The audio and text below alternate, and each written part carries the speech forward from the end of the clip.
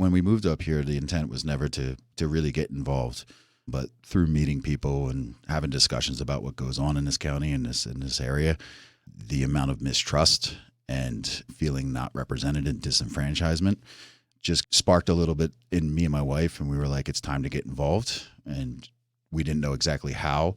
So my wife is now on the school board and in the PTA, and I started poking around for ways to get involved in the government or town or something. And it was the opportunity presented itself. Ira was going to retire, and they asked me if I was interested. So I threw my hat in the ring and said, let's go for it. And going through all that process and stuff like that, when really diving into what's going on and how things are run and the egos and all that stuff like that, it was just time to get motivated and get in and let's change the way we are, our reputation, the way we are looked at and how we operate. And you're not originally from Sullivan County. You're from New York City, or? We were in the city for about 15 years. I'm originally from South Jersey, right outside Philadelphia. So I'm an East Coast guy. And so we were there for 15 years, moved up here in 2018, and just looking to get in nature and have a little more family time and build a little quiet homestead. And then now we're here. Now we're getting involved. So now that you're here in Sullivan County, you realize that county is very big and rural, in the sense that it takes a long time to get from one end of the county to the other. So rural healthcare access is really a critical concern. We see what's happening with the local hospitals in the past. In the recent years, they have cut some services here and there and shifted a lot of things out to Middletown. So what are your initiatives or proposals, or what are you thinking about that you can ensure residents in remote areas of the county still have access to quality healthcare? Yeah, it's a big issue here. We're definitely, 60th in health rankings for the state. So we're obviously not getting the job done. You know, my mother-in-law was at the care center from 2019 to 2022. So we saw firsthand the care once they turned it over to Infinite Care, and we saw that care go real down. And it's a good example now with the hospital. This for-profit care, healthcare, is substandard care. And it's just the nature of the beast. It's, if your bottom line is the most important thing, or if it's at least your second most important thing, it's still too big of a factor when we're talking about people's health and access to care. Things we want to do, I definitely would like to take back control of the care center and run it efficiently and make money so that we can reinvest it into that care center and produce good quality jobs and more services that people need. We need to do something about make sure that the hospital's giving us more services and growing, and not just doing services that make them money and pushing everything else off to outside of county, because that's the problem. Is we have a lot of transports that go out of county, and then we're left with a lack of ambulance and EMTs and stuff like that. So and then to go onto it, which I know touches into the opioid crisis, it's mental health services, mental health access, crisis and recovery. We need to work on all these things. We got a lot of areas we got to bolster, and we got to work efficiently and be smart about our money and do the right things and just keep trying and bring that community in to really push us forward. We are the home of Woodstock. Tourism is a huge economic engine for our county. Any ideas, proposals that you want to help continue encouraging tourism into our county, yet still address the concerns that some residents have with the increased population that we have now, a huge growth population boost post-pandemic? Folks are coming from the city. So how can you encourage the growth, but still address the concerns of residents who are living here full-time? Tourism has always been a very big part of the revenue generator in the county, and it's going to continue to be that way for a long time. So we need to make smart decisions about our tourism and how we promote it and what we do.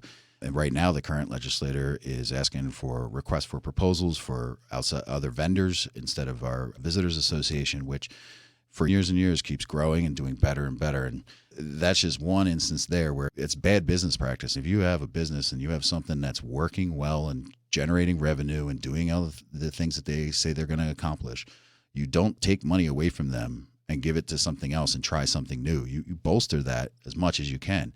As far as we do have to diversify. We do have to get outside of just tourism. We need to bolster opportunities. We need to try to figure out bringing some industries back and new industries and stuff like that so we can get good quality jobs for people.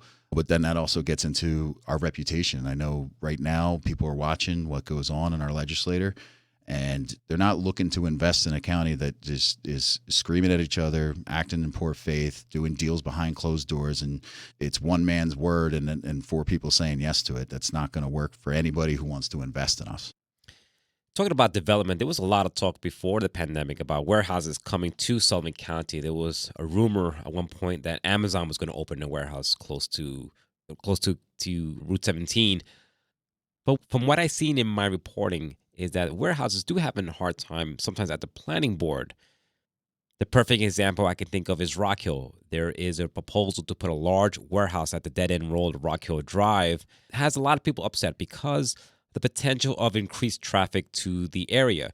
If those who don't know, Rock Hill is a small hamlet in Thompson, and at the intersection, the main intersection, that doesn't have any stoplights. It's just stop signs. So with the talks of increased truck traffic, with the talk of installing sidewalks and barriers, I guess there's a fine line between the growth and wanting to diversify your economic base here, but at the same time, keep what makes the Catskills great, the rivers and ponds.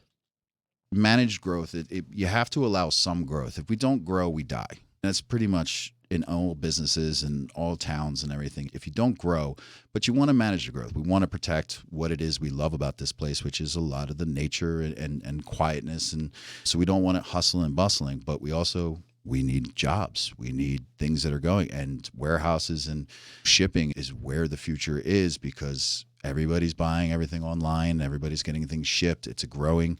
But yeah, it's about trying to work with developers and business leaders if they're going to bring stuff in, how we can do it so it minimizes the impact on why we love our beauty, but also allows us to give opportunities to people who need jobs. You mentioned earlier about what's happening in the current legislature.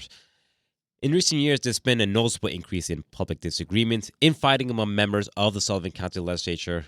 As you look to the future, what steps do you tend to take to address the issue and foster a better cooperation among your fellow legislators?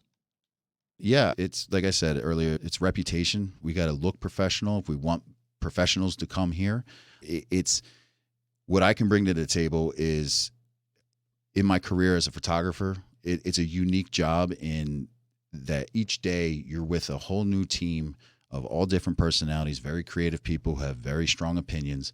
But you have a set of goals you need to get done, and you have to get those things done so everybody gets paid and gets hired for the next job maybe.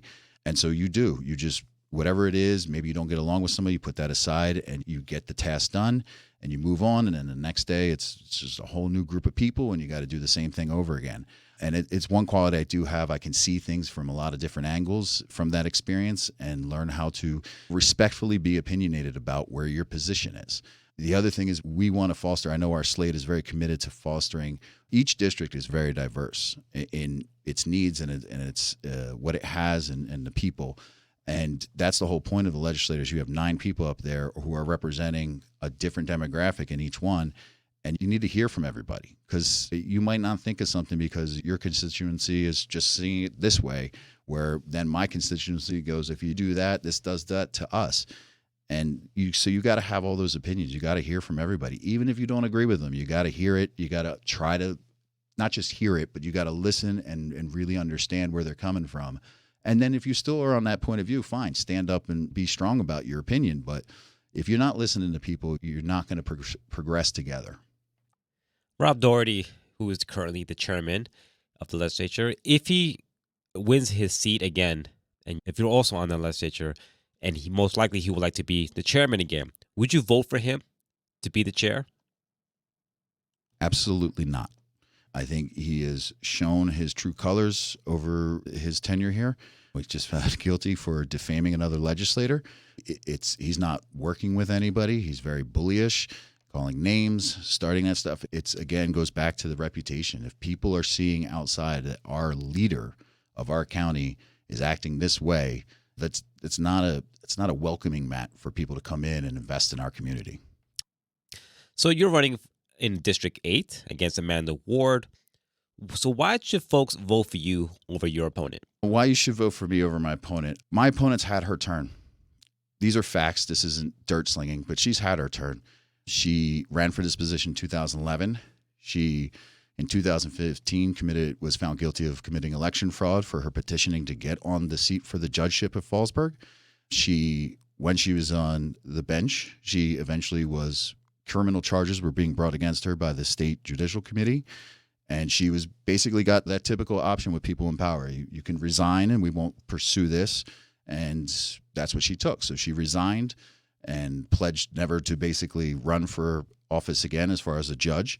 And that was 3 years ago. So now with the way everything's working, with the mistrust that we have going on and the people doing what they feel is best for them and not for everyone, I don't think we can trust her. I think her true colors are shown in her ability, her experience of being part of the community in that sense. And I think it's a big mistrust. Now, I don't have the experience of running a legislator, neither does she. But what I am is I'm an honest person who brings reasonable thought to the process, looking to work with anybody who has good ideas. I don't care if you have an R next to your name or an independent or a Democrat. If you got a good idea, I'm on board. I don't have the ego and I don't need the claim. I don't need the credit. I don't want the accolades. I want results now for this county so my kids and your kids can all have the opportunity to stay here and have a happy and productive life. We were talking to Justin Picciotti, who's running for District 8 for the upcoming election. Thank you so much for joining us on the program and letting us know your thoughts on the issues. Thanks for having me.